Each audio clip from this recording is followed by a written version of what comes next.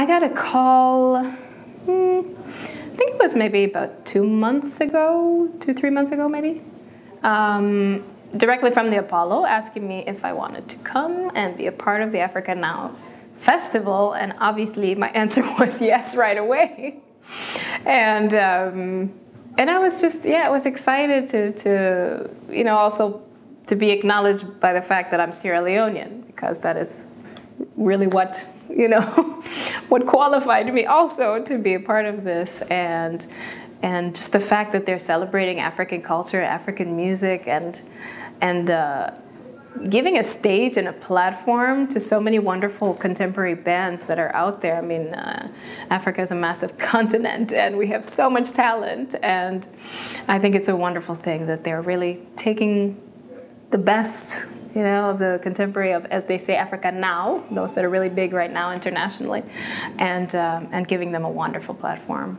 Well, there were several from my present album right now, Rising, and also I did one West African song and one South African song for the Africa Now Festival. I really wanted to have some African music and to also just really pure traditional songs.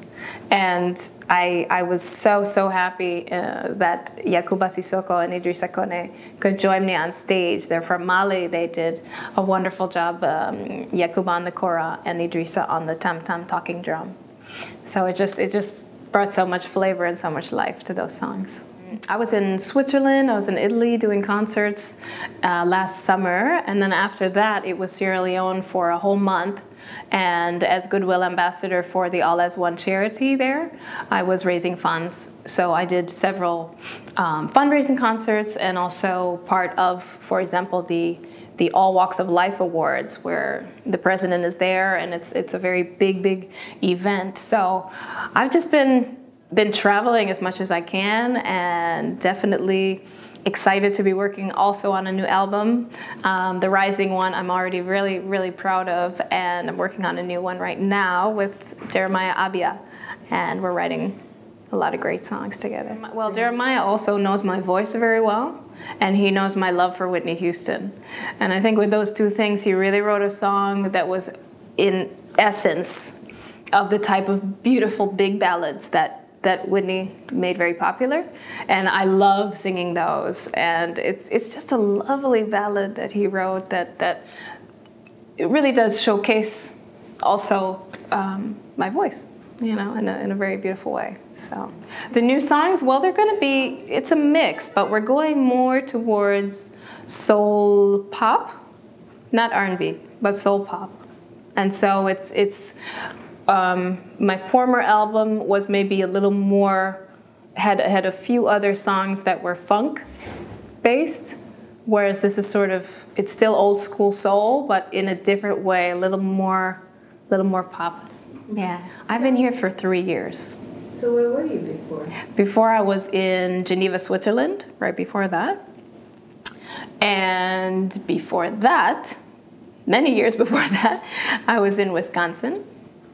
And before that, I was in Boston, and I've just been, I love traveling, but my family brought me to many different places. I don't think it has anything to do with being African, honestly. I think being a musician, period, in New York City, I mean, as everyone knows, it's a challenge, but at the same time, like, for example, I came to New York not to try New York, I came to succeed.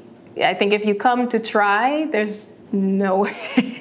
it's rough. It's a big challenge. So if you come with the right mindset, you actually don't, feel it as much, because you're coming into something that's going to be a challenge. So there's no point in really starting to complain about it or be like, oh my God, it's so hard. It's like, yeah, it's New York.